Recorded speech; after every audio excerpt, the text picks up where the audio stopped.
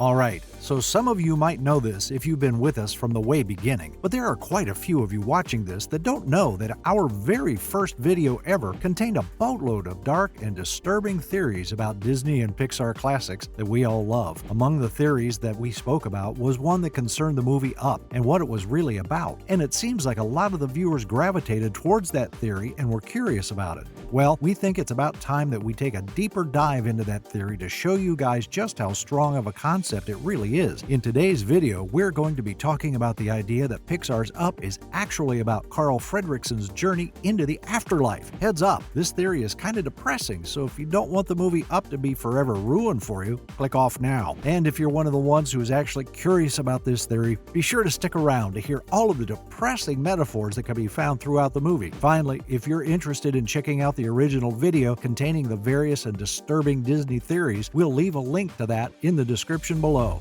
Alright, so before we go into the evidence supporting the theory, let's get a clear idea about what the theory is centered around. As we all know, in the movie, Carl is essentially forced to vacate his home that he and the love of his life worked so hard to make their own. And in response, he decides to hook the house up to a bunch of colorful balloons and take to the skies on one last daring adventure to find Paradise Falls. Well, the idea behind this theory is basically that Carl never made it off of that small plot of land that he used to call his own. You see, following his assault on the construction worker when they had the spat about the mailbox, Carl had to go to court. And as you know, he was told that due to his age and his state of mind, he was to vacate the premises and locate to a retirement home where most of his freedom would be stripped away from him. Well, being told this news would take a toll on even the healthiest of individuals, but Carl, being an old man who sadly seems closer to the end of his life than the beginning, probably took this a little harder than most. So this news was probably and literally life-altering for him. So Carl ended up returning home to wallow in his depression all by himself. His wife had passed on, and now he was losing the only thing that the two held as dear as each other. The theory goes that it was too much for his heart to take, and in his sleep that night, his heart gave out and he never woke up. Some even claim that this exact mailbox situation was his sign to let go of life, since it was the last piece of physical world that he still held on to, and only because of Ellie, who wasn't with him anymore. And everything that we saw in the movie following the events of him getting the notice to vacate his home was really Carl's personal journey to and through the afterlife. And I know how it sounds. It's making an already admittedly sad movie even sadder. But check this out. When you look at things from a logical standpoint, it's clear as day that the task that Carl set for himself, the task of making his house soar through the sky being guided by countless helium-filled balloons, is one that was impossible. I mean, science has told us that, sure, if you get enough balloons and all of them are the right size and you have the right amount of helium, you might be able to make a house float. Of course, there are a ton of other factors that go into it too, like atmospheric pressure and wind effect. But even just looking at the logic behind the balloons, it's not really a possible form of transportation in this way. And as we saw in the film, Carl, in just one day, sets up a bunch of balloons to make his house float.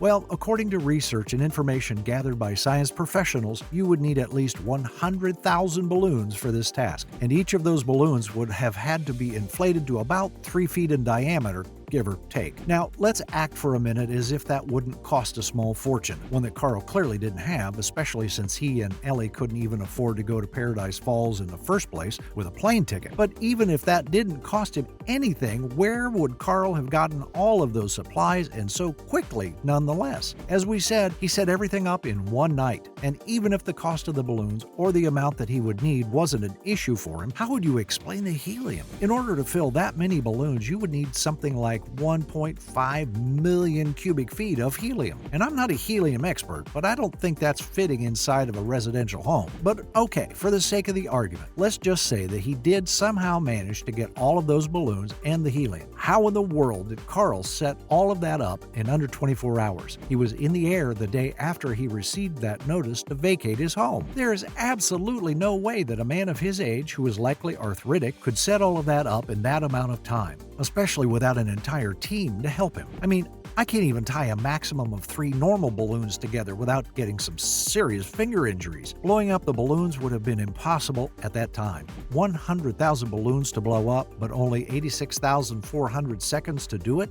Nope, no way. The whole idea itself just isn't logically or scientifically possible. And if it were, Carl would have needed to bend and twist time to make it work out for him. So, using science and logic, we are able to disprove the idea that Carl actually flew his house, and instead it seems like it would have been a personal experience that occurred in his inner psyche. And that would honestly make a lot of sense, especially when you look at all of the metaphors that can be found throughout the film that appear to have something to do with death or passing on. I mean, let's take it from the top. Carl and his house taking to the skies at the beginning of the movie can be seen by a lot of people as a representation of Carl transitioning from his life in the physical world to his new afterlife in the spiritual world. If you've ever known or met anyone who has had a near-death experience, a lot of them will describe it as if they were being lifted up out of their body, almost as if they are rising up, much like Carl did. Only the thing lifting him in his mind was his house, one of the most important things in his life. As for the companions that he had met along the way, each one could hold significant metaphorical value when you take a second to look at the way they act and what they help Carl achieve. For instance, Russell, the wilderness explorer who seemed 100% driven to get his badge for helping a senior citizen. He acts as a sort of guide for Carl. Whether Carl likes it or not, Russell was his guiding light, or his guardian angel, who only needed to do one more thing before being able to earn his wings, and that's to help someone pass on to the other side and find peace, which to Carl was Paradise Falls. He was constantly guiding Carl in the right direction, and along the way helped him become a better soul. Think about how many times Russell's reactions to the things that Carl says or does directly changes the way that Carl is acting. He seems to dislike Russell, but for some reason wants Russell to respect him and see him as a good person. And in the Bible, an angel can appear in many different forms. What if this angel decided to appear as Russell, to not only appeal to the child inside of Carl, but to also fulfill Carl and Ellie's dream of having the child that they were never able to have? Then we have Kevin, the ginormous and colorful bird. And I know what you're thinking.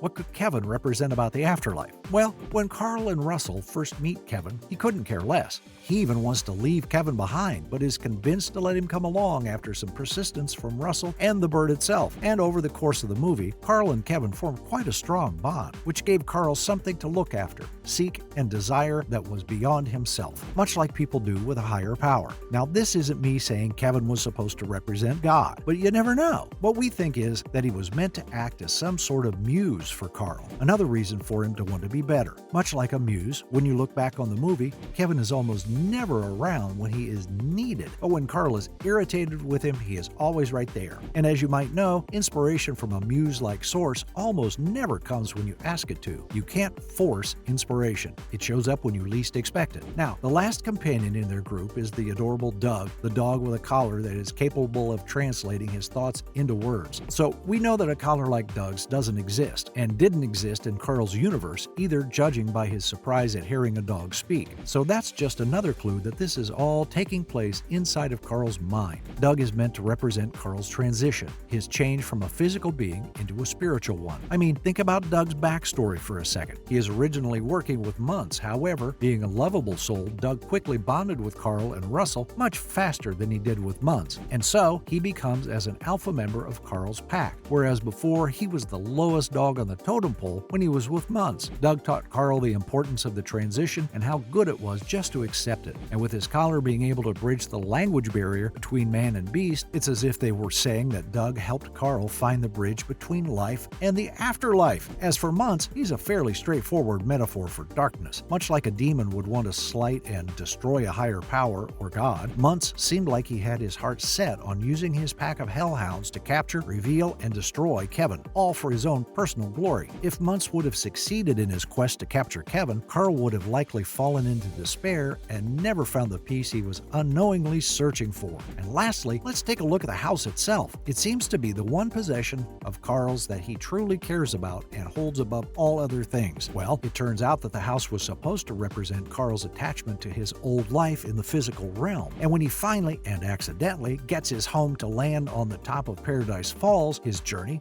was complete. Paradise Falls was meant to be the equivalent of heaven, where Ellie would be waiting for him, thus signifying the end of Carl's greatest adventure, his journey to finding peace in the afterlife. And notice how he had to give up everything that held him down in the real world, which were just extensions of Ellie in a way, in order to beat Muntz, the darkness in this case, and save Russell. In an ironic way, he had to let go of Ellie, represented by the house, in order to be with her in heaven. Now that's some deep thinking right there. And wow, every time I read or hear about that theory, theory, it just sounds more and more accurate. At first, I wasn't sold on it, but now it almost seems like it's too true. It has definitely changed the way we watch Pixar's Up, that's for sure. But what do you guys think about the theory? Was Up really about Carl's journey to the afterlife? Be sure to let us know in the comments below. That's all, Disney fans. Let us know what video you'd like to see next in the comments, and like and subscribe for more magically packed videos.